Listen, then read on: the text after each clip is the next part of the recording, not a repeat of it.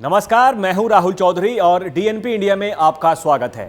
लोकसभा चुनाव को लेकर सभी पार्टियां अपनी अपनी तैयारियों में जुटी हैं। इसी बीच यूपी में समाजवादी पार्टी के मुखिया अखिलेश यादव ने बड़ा कदम उठाया है।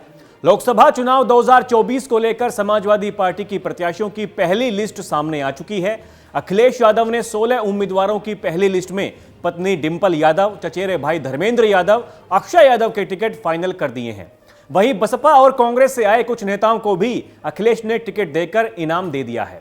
प्रत्याशियों के ऐलान के बाद अखिलेश के इस कदम को एक तरफ इंडिया गठबंधन की आपसी राजनीति से जोड़कर देखा जा रहा है, वहीं दूसरी तरफ इस ऐलान को कहीं ना कहीं बीजेपी के ऊपर मनोवैज्ञानिक बढ़त बनाने की कोशिश से भी जोड़कर देखा जा रहा है, क्योंकि अक्सर इस तरह के दांव बीजेपी ही चला करती है। समाजवादी पार्टी की लिस्ट पर नजर डालें तो इस लिस्ट में कुछ ऐसे नेताओं को भी टिकट दिया गया है जो कुछ समय पहले कांग्रेस छोड़कर पार्टी में शामिल हुए हैं। इनमें अन्नू टंडन का नाम सबसे ऊपर है। अन्नू टंडन पुरानी कांग्रेसी मानी जाती हैं। उन्नाव से वो सांसद भी रह चुकी हैं। हालांकि इस सीट पर अब बीजेपी का कब्जा है। बीजेपी के साक्षी महाराज यहां से सांसद हैं। 2019 के लोकसभा चुनाव में अन्नू टंडन कांग्रेस से प्रत्याशी थीं और तीसरे स्थान पर रही थीं। समाजवादी पार्टी उस चुनाव में दूसरे नंबर पर रही थी। अब अन्नू टंडन को समाजवादी पार्टी से टिकट मिला है।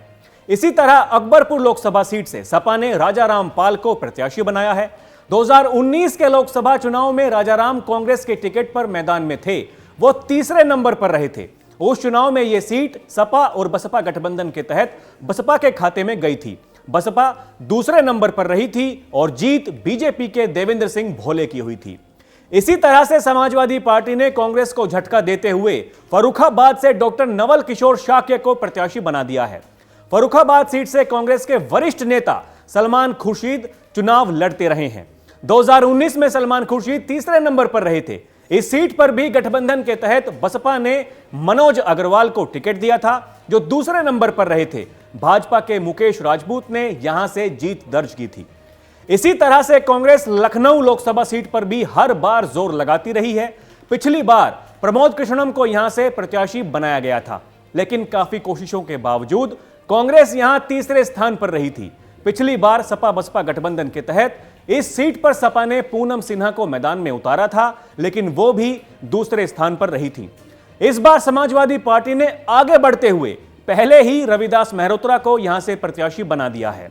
अब देखना होगा कि क्या कांग्रेस इन्हें समर्थन देती है या फिर नहीं। यह तो इंडिया गठबंधन की बात रही। बीजेपी की बात करें तो वो हमेशा प्रत्याशियों का ऐलान पहले से ही करती रही है। हाल ही में हुए राज्यों के विधानसभा चुनाव में भी ऐसा ही देखने को मिला था, जब बीजेपी ने छत्तीसगढ़ और मध्य प्रदेश चुनाव में पहले ही उम्मीदवारों की घोषणा कर मनोवैज्ञानिक बढ़त बना ली थी। यूपी में वैसे तो बहुजन समाज पार्टी का सबसे पहले प्रत्याशियों के ऐलान का इतिहास रहा है।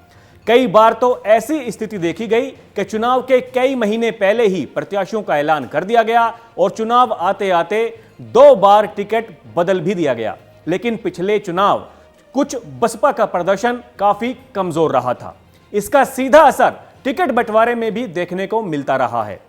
सियासी जानकारों के अनुसार अखिलेश यादव ने उत्तर प्रदेश में सबसे पहले टिकट का ऐलान कर सभी दलों पर मनोवैज्ञानिक बढ़त हासिल करने की कोशिश की है। अब इसका कितना फायदा चुनाव में मिलेगा, यह देखना दिलचस्प होगा। तो अभी के लिए इतना ही। खबरों का सिलसिला जारी है। आप देखते रहिए डीएनपी इंडिया। नमस्कार।